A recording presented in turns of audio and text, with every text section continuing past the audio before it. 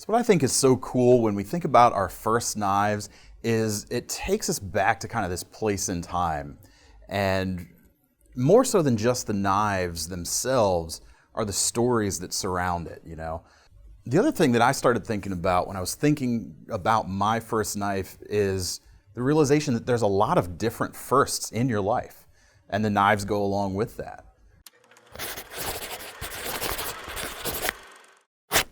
The first knife I know was bought at Kmart in Olathe, Kansas, late 70s, 77, 78, for a family trip to Rocky Mountain National Park. It was a clam pack. It was a Barlow. It was, you know, your typical saw cut, you know, Delrin wood or bone looking plastic handle over a cheap chrome that those pieces over the years came off, and by the time I was done, I literally just had the 3 brass pieces of metal with the 2 rusted carbon steel blades between them that barely open and close, and I'm sure it got, you know, lost or taken or, you know, what have you. For the time, it was a great knife for probably, you know, my dad probably paid $10 or $15 for it new. My first pocket knife my father brought home. My dad was in the Marine Corps. He brought me home the U.S. Army or U.S. military demolition knife. It was a 5-bladed steel-handled knife. As a young kid out in the woods of Alexandria, Virginia, we'd run out and put that knife through its paces. Between me and my 2 brothers, we probably lost about a dozen of them. My dad would just bring them home from work. The first knife I bought on my own was a Western Cutlery fixed blade. Now, they're no longer in business, or the name is now owned by somebody else. This is an approximation of what it was. It's a fixed blade with a plastic stag type handle. Just an inexpensive knife. When I went to college, I used to take a few weeks every summer to ride freight trains around the West. So I bought it, whenever I was in a trailer or a boxcar, I think it was a truck trailer, and I was throwing it against the wood wall. Well, that tip bent almost all the way over. It was one of those throws. And I did manage to straighten it out with some rocks or something at the time, but straighten it out roughly. But that was my first knife. So my first knife was a knife that I got from my grandpa, who I never actually met the guy because he died probably when I was 6 years old. We went out to Pennsylvania for a cousin's wedding, and that's where my grandfather had lived and left all the stuff. And so since I was the only grandson, I essentially inherited all of his fishing gear. So the first knife I ever got was found in one of the fishing tackle boxes, and it was the textbook definition of a grandpa's knife. It was an old, I want to say it was a slip joint clip point blade with probably fake stag handles with some kind of print on the blade. I don't really remember much about it, but I remember specifically that it was like the thing in the tackle box I messed with the most. And of course, I probably got in trouble for like carving things into furniture or something as a kid, and my mom probably took it away from me. It probably sits in her garage today. But that was technically the first knife that was ever given to me. And so I remember that one pretty vividly. So I couldn't really tell you who made the first knife I owned. When I was that age, about 7, 8 years old, everything was a Swiss Army knife, you know, whether it had a logo on it or not. It had the stainless steel scales, like 5 layers of tools. I used about half of them. A couple years later, I actually got a real Victorinox Swiss Army knife, red handles and everything. Had about half as many tools, but twice as many blades, so it was that much cooler. Not really every day, you know, it was always something I always had on the camping trips, cause, you know, for Boy Scouts or what have you. I probably still have that knife. It's probably rattling around in a 10 by 10 storage unit right now. Because for a long time I didn't carry anything every day. You know, I'd use a pair of keys if I needed to open something, like an animal. My very, very first knife that I earned from selling popcorn as a Cub Scout. You know, got enough points, cashed them in, and I got this little multi-tool. It wasn't quite a Swiss Army knockoff, but it was the same style, and it was wide and flat, had these white covers on it. I still have it somewhere. I wasn't able to find it when I was looking for it though. The covers have popped off of it now. There's glue running out of it. The spring for the scissors popped off, and I don't think there's ever been a good edge on that knife. For what I actually consider like the start of David C. Anderson's knife adventure was the first knife my dad got me when I was in Boy Scouts. That knife was a Camillus Boy Scout whittling knife, almost identical to a Stockman pattern. You know, you got your main clip point blade, and they changed up the secondary blades a little bit from the Stockman. We've got a coping blade here and a pen blade on the other side. I just loved this knife, man. I did all kinds of stuff with it. Whittling neckerchief slides, cutting string, cutting rope. I don't think I ever really cut myself bad on this knife, but it's possible. Interesting story with this is this actually isn't my first knife that my dad gave me that time. That knife is actually sitting in the bottom of a latrine at the Broad Creek Memorial Scout Reservation in northern Maryland. Clumsy fingers, it fell down and I didn't have it anymore, and I was so upset. So upset, my dad's like, all right, I'll get you another one. So this still is the lineage of that knife. And this knife has grown with me as I've advanced. You can see kind of the marks. I used to, before I knew how to sharpen well, I used to run a carbide sharpener down these blades, and you can see all the jagged edges. And then this blade here is when I actually convexed that main blade. And now I love that style of blade. You can see I took a lot of metal off of there. But I love maintaining a blade with an edge like that. If I had to get rid of every knife in my collection but one, this may not do everything I'd want most of my EDCs to do, but I'd never part with it. The first knife I ever bought was a Buck 112, and I did that when the Dukes of Hazzard were big. Saved up my allowance, and I wanted to get a Buck 110, but I didn't have enough money to get the 110. So my brothers bought the 110, and I ended up getting the Buck 112. And after the 112, I got a 110 and carried the Buck 110 probably through the early 90s. I did carry a police model, Spyderco police model, for years also after I graduated from the 110. But I thought the clip in the hole changed the knife world. The next thing I got was on a later trip to Colorado, got my first survival knife. What's funny is now I look at how cheap it is, and that the blade, you know, it's a wonder it literally survived the sheath, which obviously never came within a mile of a cow.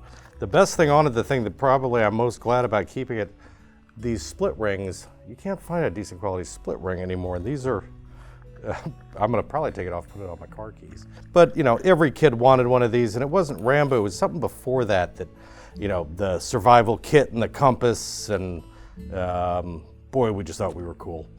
The first knife I ever bought myself was actually a Swiss Army SD Classic, like that classic red Swiss Army knife. And I bought it because at the time I was watching MacGyver with my dad a lot. I remember my dad had a lot of Leathermans growing up. I think that was like an early birthday gift that I got once back in the day. So I remember multi-tools were very big because my dad liked to tinker with things. And so that's one of the things that me and him bonded over. The first custom knife I got, I thought was a Chris Reeves Sebenza. But after being in the knives for a while, some Pat Crawford stuff was probably my first custom knife. In film school, we realized that, you know, it was very useful to have a pair of pliers and a screwdriver and a knife on you all the time, just for the odd things you needed to do. So I got one. It was a department store brand pliers-based multi-tool. I used the hell out of it. I could never really keep a real edge on the blade because the belly was always contacting with the inside of the handle scale, so it wore out a flat spot I could never get rid of. I think like the other big first knife in my life was the first knife I ever made. And I actually had a custom sheath made for it here. But I made this blade in a knife making class that I took with LT Wright of LT Wright Handcrafted Knives. You know, we heat treated these on the spot with an oxyacetylene torch, did everything right there over the course of a weekend, and walked out with a great usable knife that I took on a number of different camping trips. Works fantastic still to this day. Before this, I'd done some modifying of some old hickories and some other just really rudimentary stuff with like a Dremel tool. But this was a really transformative moment when I completed this knife. The knife I carry now is a Strider SMF. I'm good friends with the Strider guys, and I feel it's a good 4-inch blade. I feel is blade length to carry for. It could be used as everyday chores, or if you need it in a self-defense situation. I do. I have about 5 or 6, and then I get new knives every now and then and put them into the rotation. And then I put them in a bucket other people can carry them from the KnifeCenter. The knife I carry today is a Kershaw. This is a 7007 CF China knife, but it's a great knife to carry. It carries easily. It's got a great walk and talk, and I've just been carrying it a couple of weeks, but I like it a lot. I've been carrying a Leatherman Skeletal for close to 8 years now. This is on its 2nd blade now. Found a place that'll do a Damascus blade for that, and it's been very useful. I've probably bent the frame, but it still functions like any other Leatherman. I actually have worked with LT on a side project of my own called Nordsmith Knives, where I put out some of my own designs. And today I carry one of my designs, actually. It's called the Skipjack. It's a fixed blade, but it is a pocket knife. It's just a simple little blade shape. It's kind of inspired a little bit by kitchen knife designs. A lot of my stuff is, but it's a small, usable knife, just what you need. And especially with the green jigged bone on this particular one, which was the first run, it takes my mind right back to that old Camillus Whittler. Like, I've always loved that jigged look, and having that still to this day, carrying something like that every day, just makes me feel great. Day in, day out, this would have been in my 20s, was the Hawkbill. This was the 21 model, and it wasn't called the Harpy, it was called the Merlin. Wore it down. I was working in a warehouse. It was a great tool because you could cut into it without cutting through it. And it also, at the end of the day, was a great beer bottle opener. If I'm being honest, my actual everyday knife carry now is the ZT55. I like the looks of it, and it's a better heavy use knife than my Leatherman. Doesn't have a screwdriver or a bottle opener, so I still got to carry that. That first grandpa knife was actually one of the big reasons I bought a Buck 110 when I started working here, because it reminded me of the knife that I had in that tackle box. And it's been actually probably the knife I use most out of anything. I use it as kind of a backup knife in my back pocket, and I actually do carry this every day. So even for like more of my modern folders, this actually does end up being my everyday carry. When you think of what a pocket knife is, this is the thing that I saw. I was like, yeah, that's basically what I see in my head when I think of what a pocket knife is. We've had a couple of government shutdowns past few years, a lot of partisan politics. But one of the first ones in this decade, this was when they were shutting down the national parks. So the World War II memorial was closed, along with the other memorials in DC. I was contracted freelance to go and cover a press conference for the American Legion. So I go down there, set up, I'm right next to all the news crews, and there's all these veterans, guys in wheelchairs, they landed in Normandy or what have you, and they weren't able to see the memorial to their accomplishments. As soon as the press conference was over, everyone's trying to break in there, and they had this kind of tough wire keeping these things together. I think they knew people were going to get through, so people trying to get through, and I said, hey, I got a pair of pliers here, and then they were able to get in there. It made me feel pretty good. I'm not credited in that article, but I still know what I did, and I feel all right about it. My grandfather was actually there that day when the veterans first broke into that memorial. Like, he flew in on an honor flight to go see it. Like, it's the whole reason they were there, and like no one would let him in. You might have been. I might have been the guy to let him in. You might have been there with my grandfather that day, and we didn't even know each other then. No. Like I said, man, it's those knife stories that really connect us, man, and that's proof right there. It's nostalgia, which is memory tinged with depression, I guess, or with sadness, because it's an age that's gone.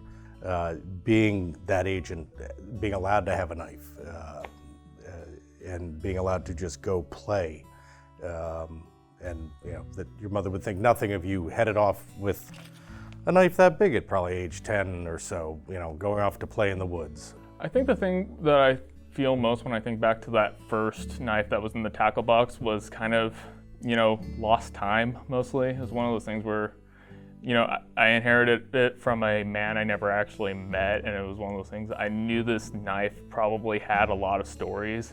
probably several wars. It might have gone through some really interesting hunting or fishing trips, and it kind of was just one of those things where it was a relic in time that, you know, I never got to experience. And that's, you know, neither good nor bad. It's just times are different. I wear a bicycle helmet now, and certainly didn't do that when I was 10 or 12. Gosh, you know, it helped create in me the love of this animal that has been the last 30 years of my life. It has been my career, and it's been responsible for everything else in my life, where I've lived and the adventures I've been on. Knives, you know, in their way have, you know, shaped my life. We all remember that feeling we got when we were growing up and we got that first knife, but more than that, we remember all the trouble we got into with them. When it comes down to it too, I think it's not so much the knives themselves. The knives are really cool, but it's really those stories behind the knives and the stories about the personal connections we make that really tie all of us knife people together.